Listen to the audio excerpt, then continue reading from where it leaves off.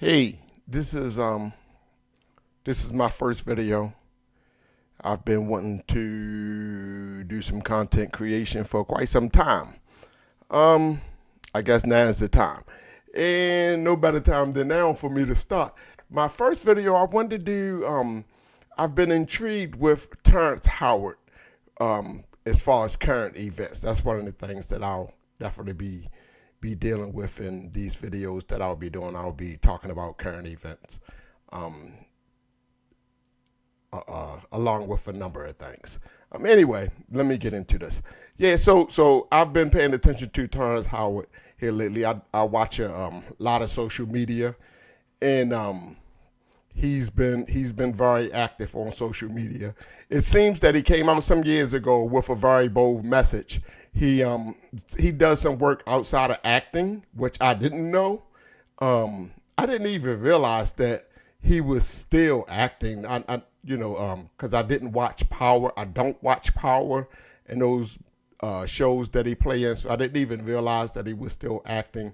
But I definitely didn't know about the work that he was doing outside of acting, like a lot of other people didn't know. Come to find out, he does work in math and in science. No, he hasn't been to school, but it seems that he's been self-taught, and clearly he's been doing it. He's been learning for a long time. He says for 4 decades he's been doing the work that he's been doing.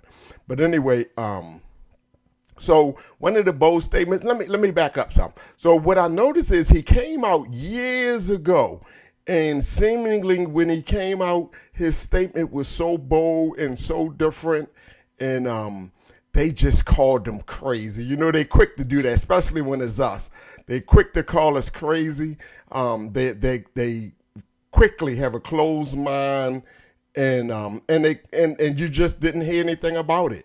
And so anyway, so I guess they was able to keep that quiet. But then I guess with social media, it's been getting some movement. He's been getting some ears, and even has gone in front of scholars and to the school. So let me say this. So one of the things that he talks about, the first thing he says, so his focus is math, seemingly.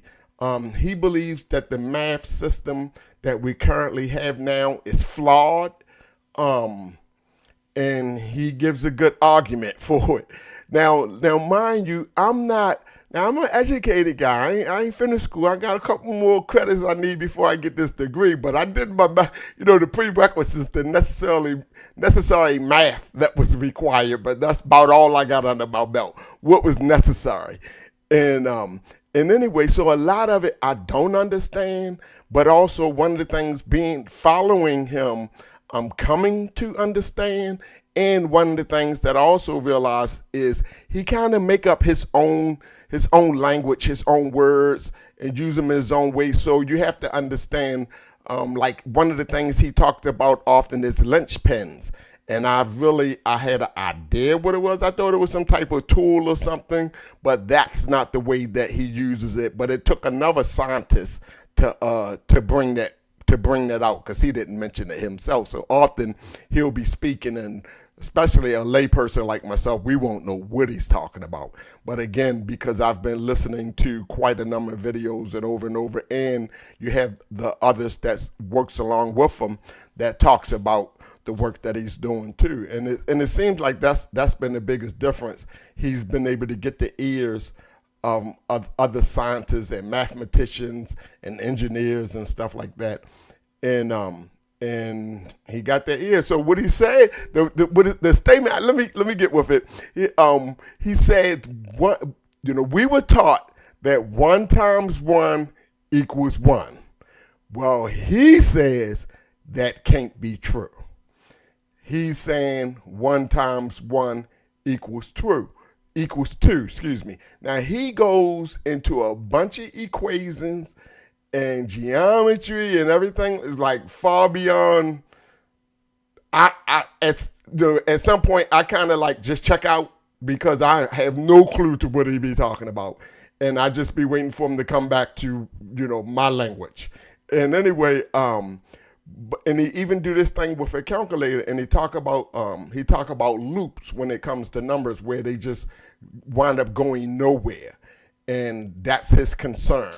And after watching a number of videos, I kind of get him. He don't always come out and say things. You have to kind of, and I have some friends. One of my mentors is like that. You really have to be able to listen to them to get them.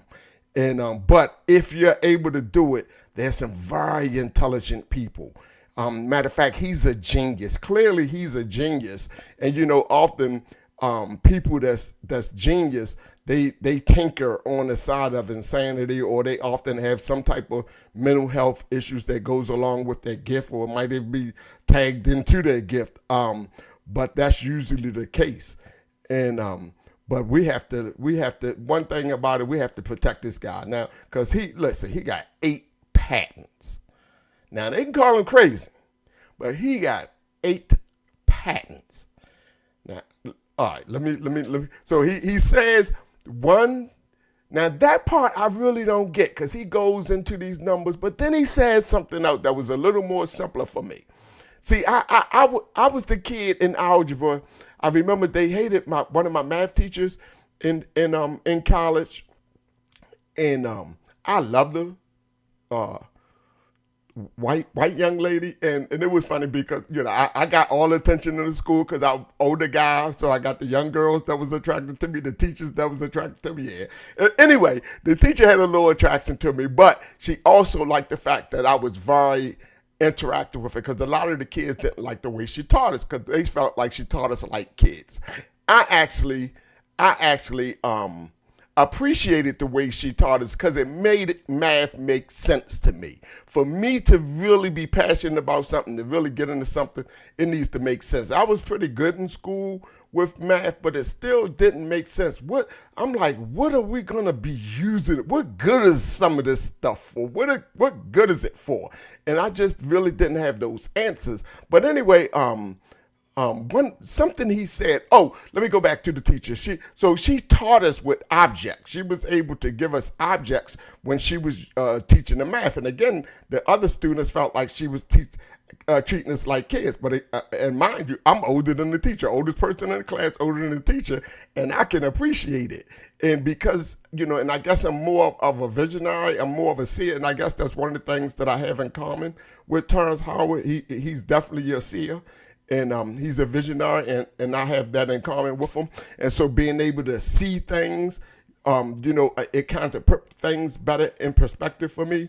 And anyway, so it made math more practical when she taught it that way. So now when Terrence Howard says, back to another equation that he gives, his second one, very simple. He says, we were taught that 1 times 0 equals 0. And then he says, how can you have one of something, take nothing from it, and come up with nothing? That made sense to me. That's a good question. Now, here's some of the other things he gets into. And see, I guess that's why I'm so intrigued about this. Because one of the things one of his focus is the tree of life. I mean, the fruit of life. And he talks about that, and he talks about how he ran across it when he was young, and he studied it. And he talked about, you had other scholars that studied it, like Da Vinci, and he named others that studied it, ancient scholars. But he was saying the problem that they ran into when they was trying to unlock it, because there's a mystery in the flower of life. They're saying there's a mystery in it. It's an ancient symbol, and they've found it all over the world. In ancient Egypt, in tombs. Ancient China is normally around near some tomb or something like that, in very ancient ground. So they don't know how long it's been around. Anyway. But they're saying that there's many mysteries in it, and you had these scientists and these scholars back in the early in the 1800s that was studying it. But he said the problem they ran into it was they was looking at it in 2D because they didn't have the technology that we have now. So they didn't have 3D experience like we have now. So they was looking at it in 2D and wasn't able to open it up. And he's saying because he has 3D at his access that he's been able to open it up. And I'm excited, to be honest, listening to him, because mind you, let me tell you why I'm excited. Because one of the things that I've been paying attention to is technology. I'm not a very tech-savvy person. I'm trying to learn, but I'm quick to ask somebody. Now, mind you, if you know me, you're a friend of mine, and I ask you, or we become friends, and if I ask you, and you give me the answer, and I come back and I ask you the same question again, it's because I forgot. My memory is not that great. And so I'll ask again, and I'm expect for you to tell me again. Yeah. We have to learn how to ask questions, and we have to have patience with people to be able to answer questions. Sometimes people get offended when you ask questions, but that's one of the best ways to learn. At least for me it is, because I know that I'm understanding you if I'm asking the right question. If my question is off, then my understanding is definitely off. Anyway, so back to the flower of life. So I was talking about the technology and like there's quantum physics and where they're going at with the quantum computers. I've been paying attention to that. And AI, I've been paying attention to that. I'm amazed at how many people isn't aware what's here. I ain't even gonna say what's coming no more, especially like truck drivers. I be talking to truck drivers and they have no clue. When I ask them, I say, are you familiar with autonomous driving vehicles? And they be like, no. I'm like, really? And like some of them, they just getting in the industry, just starting out and have no clue that soon people won't be driving trucks anymore. Oh, no, nobody told them that. And we for some reason, the L community, we don't know that. You know, they working real hard to get people from behind the steering wheels of these vehicles. And it's going to happen. No, it's happening. The vehicles are on the road. They are on the road. Trust me, it's happening. And the first industry it's going to hit is the driving industry. So anybody that drive for a living, especially truck drivers, should be paying attention because the trucks are already capable of doing the long hauls. The only thing they aren't capable of doing is navigating through the inner cities on their own. And the way the laws is set up, the trucks can drive by themselves. They just still have to have a person behind the wheel. So at this point, you won't see the vehicles driving down the roads by themselves at some places. Well, anyway, that's a whole nother story. But again, because I've been paying attention to technology in the future and stuff like that. And back to quantum physics. So I have this rare genetic disorder that causes hell. It causes a lot of problems in my body. And because it's just genetic, I'm hopeful because I know with technology, one of the things that they're working on is gene therapy, where they're able to go in and change the gene codes because for like certain diseases like mine, genetic disorders, there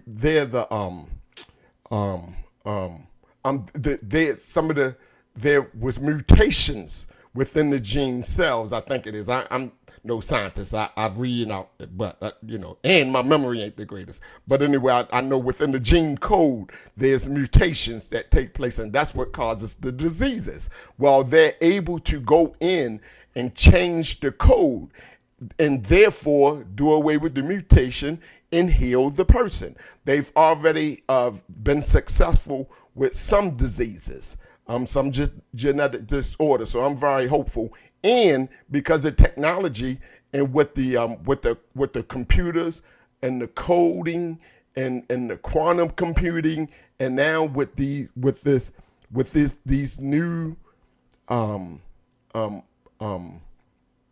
finds that our brother Terrence Howard has discovered, I really believe this is going to open some doors up. Not doors that want to be open, especially not open by a black man. But anyway, so we really have to get this message out. That's why it was important for me to do this as my first video. It was important for me to do this as my first video because we really need to get this message out because if they have their way, they'll silence him, kill him, and let somebody else have his patents. Yeah.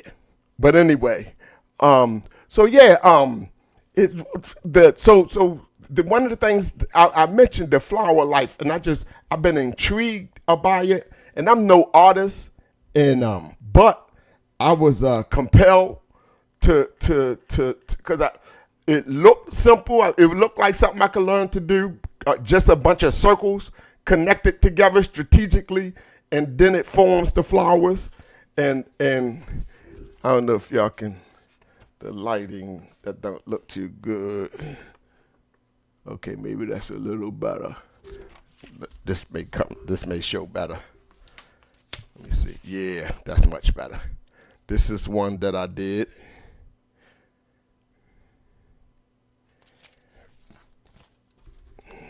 Here's another one. The colors, certain colors don't show up good in certain angles, it seems like. So this other bright one probably won't show too good neither. Okay, maybe that. But yeah, I was proud of myself. I did those. I'm gonna do more. It takes time, this to get it. Especially for a person that's not an artist. So I'm still learning it, but I've realized it's magical, and like I could understand how it could open up doors. Because even in doing this, there's so many different prints and shapes, and I don't know I only hear the words to describe it, but it's so much you could do with it. And then when you're talking about adding the colors and stuff like that, it's just amazing, and I'm intrigued by it. But one of the other things that Terrence Howard was speaking about, and it really made sense to me, because when he was talking about the mathematical system that we have, he was saying that it's off, and seemingly his point is right now where we are in technology, it's suitable. But for where we're going, because of the flaws, it won't be suitable for where we're trying to go. For instance, one of the things that he talked about is interstellar galactic travel. Interstellar galactic travel, which is traveling all around the universe, beyond where we can even imagine. And what he's saying is, to travel, to do that type of travel is based on calculations. And because there's no straight lines. He's saying that's one of the problems with the math and the geometry and stuff that we've been using. We've been using straight lines. He said, but there's no straight lines in nature, so it's flawed. And I think I kind of get his point, because it's the same thing when he's talking about that galactic travel. Anyway, because what he's saying is the math has to be just right in order for you to, for instance, to make, because he's saying they believe that in some areas of space there's voids. And his belief is there's no voids. We just couldn't see the matter that's in those spaces. And he's saying there is no voids. All space is covered by something. And anyway, and because of that, during travel, we're gonna have to go around, because we won't be able to go straight. So we're gonna have to go around to get to our destination. And in order to do that, the math, now mind you, this math is numbers beyond what we could comprehend right now, because we haven't gone there. The computers the computers stop at a certain number. Our computers aren't able to go that far. And that's the whole thing. So you can only imagine our math. Anyway, so I believe he has some real valid points. Again, he has these inventions that he's made. This one flying thing. You just have to see these models. I know one thing: if he's off, he's sure convincing. And at this point, he ain't just convincing the lay people though. He's convincing, and he's put it out there. Listen, I'm ready to sit down and talk to anybody. I'll debate anybody. Some people still laughing at him, but you see the scholars looking at him like, oh, okay, he didn't come up with something. So I think it's very interesting. I think it's very interesting, and especially for a sign of the times. Yeah, even with this flower of life, I got some work to do with it. So I'm really, I'm gonna focus some energy in that along with my content creation. And like I said, this one of the things that I do want to do is get behind Terrence Howard and the work that he's doing. Even if it's just me putting a voice behind it, we can't let them, because we will let them listen. We will let them hijack. Like, I'm still frustrated. I'm still frustrated with how we let those jokers hijack woke. Like in our community, woke meant conscience. Just being conscious, being aware, being vigilant. That's what woke was. And they took woke and just then made it something degrading and everything else. So, and it's funny because what pisses me off is the Democrats allow them to do that. The Democrat, I'm a Democrat on paper at this point, but I'm neither Democrat nor Republican. I agree with a lot of some on both sides and disagree with a lot some on both sides, and then I don't trust neither one of them. Don't trust neither one of them. We keep talking about picking the lesser two evils. Well, I still got a problem with having to choose evil.